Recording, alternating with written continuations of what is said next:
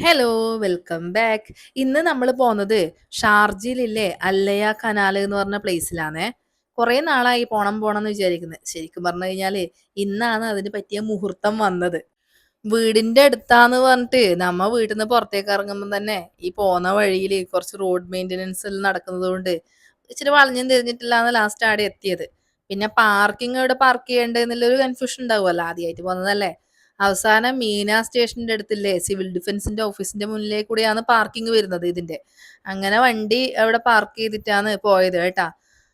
ഇതാ ഇപ്പൊ ഇതിലേ നിങ്ങൾക്ക് കാണാൻ പറ്റും. ആ ഒരു ലൈറ്റ് കാണുന്നതാണ് ഈ എല്ലയ കനാലിന്റെ ഒരു പാർട്ടായിട്ട് വരുന്നത്.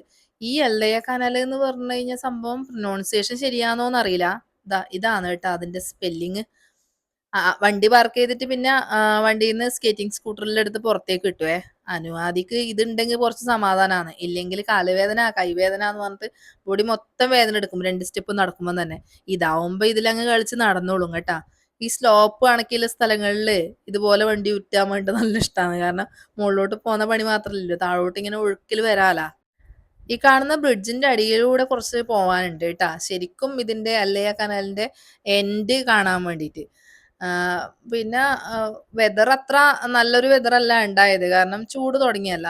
അതുകൊണ്ട് തന്നെ എനിക്ക് തോന്നുന്നു കുറച്ചും കൂടി തണുപ്പുള്ള സമയത്ത് നമുക്കൊരു വേറെ വൈബായിരിക്കുവേ. പിന്നെ എന്റെ പേഴ്സണലി പറയുന്നതാണെങ്കിൽ മസ്റ്റ് വിസിറ്റ് എന്നൊന്നും പറയാൻ പറ്റൂല. കുഴപ്പമില്ല കേട്ടാ, കണ്ടിരിക്കാം എന്നില്ല അധികം. എനിക്ക് തോന്നുന്നു ഇപ്പൊ വലിയ തിരക്കില്ലാന്ന് തോന്നേ. വലിയ ബുദ്ധിമുട്ടും ബഹളമൊന്നും ഇല്ലാത്തൊരു സ്ഥലം. അതുകൊണ്ട് നമുക്കിങ്ങനെ കണ്ടുപോവാം. ഇത് ഈ ബ്രിഡ്ജിന്റെ അടിയിൽ അവർ ചെയ്തു വെച്ചതാണ്. കുറച്ച് പിക്ചേഴ്സ് ആണ് കേട്ടാ. അത് സ്റ്റിക്ക് ചെയ്ത് വെച്ചിട്ടുണ്ട്. അതിന് കാണുമ്പോൾ നമുക്ക് ഒരു റിയൽ എഫക്റ്റ് തരുന്നുണ്ട്. നമ്മളിപ്പോൾ അവിടെ ഫോട്ടോ എടുക്കുന്ന സമയത്ത് നമുക്കതൊരു നല്ല ഭംഗിയുണ്ട് കാണാൻ വേണ്ടിയിട്ട്. ഫോട്ടോ എടുക്കാൻ നല്ല തിരക്കും ഉണ്ടായിനി. അങ്ങോട്ട് പോകുന്ന സമയത്ത് ആൾക്കാരെ ബഹളമാണ് ഉണ്ടായത്. പിന്നെ നമ്മൾ തിരിച്ച് വരുന്ന സമയത്ത് ആൾക്കാർ കുറയുന്ന സമയത്താണ് ഞാൻ ഈ വീഡിയോ എടുത്തത്. പിന്നെ അതിന് ശേഷം കുറച്ച് മുന്നോട്ട് പോയി കഴിഞ്ഞാൽ ഇങ്ങനെ സീറ്റിംഗ് അറേഞ്ച്മെന്റ് എല്ലാം ചെയ്തു വെച്ചിട്ടുണ്ടേ. ചൂടായതുകൊണ്ട് നമ്മ ഇരിക്കാനൊന്നും നിന്നിട്ടൊന്നുമില്ല. ശരിക്കും പറഞ്ഞാൽ ഇതൊരു കടലിന്റെ സൈഡാണ് വരുന്നത്. ഈ സംഭവം ഈ അല്ലയ കനാലിന്റെ എൻഡിങ് പ്രൊജക്ട് ചെയ്ത് നിൽക്കുന്നത് കടലിലേക്കാണ്. അന്നേരം അത് വേറൊരു ടൈപ്പ് ഓഫ് വ്യൂ ആയതുകൊണ്ട് ഓക്കെ, കുഴപ്പമില്ല. അന്നേരം അജയേട്ടൻ ഇങ്ങനെ പറയുകയും ചെയ്യുന്നുണ്ട്, തണുപ്പാണെങ്കിൽ കുറച്ചും കൂടി രസം ഉണ്ടാവട്ടെ. നമുക്ക് കണ്ട് നടക്കുമ്പോൾ ഒരു മടുപ്പ് വരില്ലല്ലോ. ഇതിപ്പോ ചൂടായതുകൊണ്ട് ഒരു മടുപ്പ് പോലെ തന്നെ നമുക്ക്.